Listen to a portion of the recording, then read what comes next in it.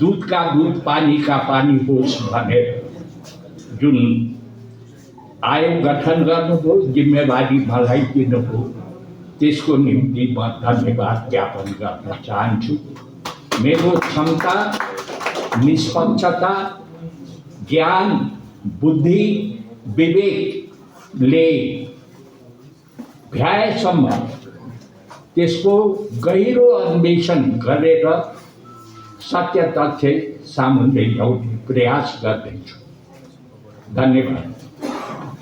अब म विषयमा प्रवेश गर्न चाहन्छु। महोदय, साँच्चै यो परिवर्तनले जित्छ यदि तपाईहरू लाग्नुभयो भने, साँच्चै यो देशले मुहार फेर्छ यदि तपाईहरूले नागरिकका आवाज बोक्नुभयो भने अनि नागरिक सर्वोच्चताका लागि लड्नुभयो भने। म पनि 62-63 को आन्दोलनमा लागेकै व्यक्ति हुँ।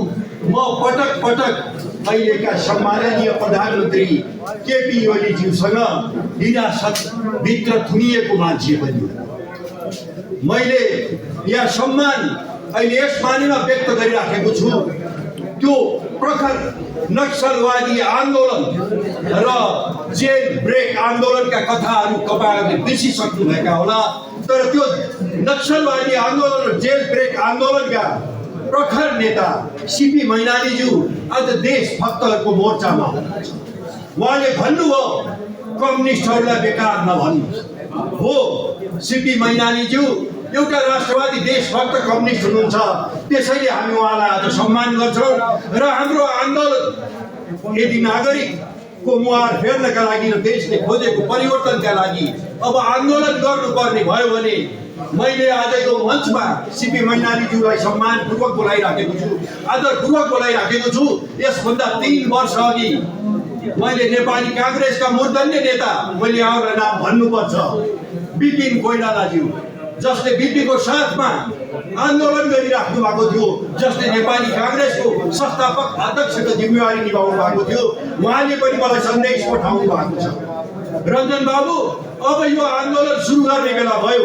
हामीले भनेका थियौँ एउटा मार्गचित्र आएन, एउटा रोडम्याप आएन, र त्यो रोडम्याप मैले भन्नै पर्छ संवैधानिक राज संस्था र हिन्दू अधिराज्यको पक्षमा प्रजातन्त्र र संवैधानिक राज संस्था सँगै बढेन भने यो देश दुर्घटनातर्फ जान सक्छ।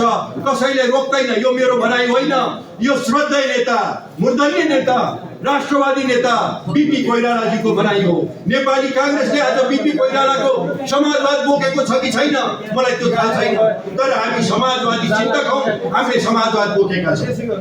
म यहाँ आदरणीय अहिले संयुक्त जनआन्दोलन समितिका अध्यक्ष जो हुनुहुन्छ गुरुवर डाक्टर जगमान गुरुङ, पृथ्वीनारायण शाहको वंशज र पृथ्वीनारायण शाहको विरासत बोक्नुभएका र महाराज धीराज ज्ञानेन्द्रले यो पृथ्वी विचारको, पृथ्वी पथको एजेन्डा अब उहाँले बोक्नु भएको छ।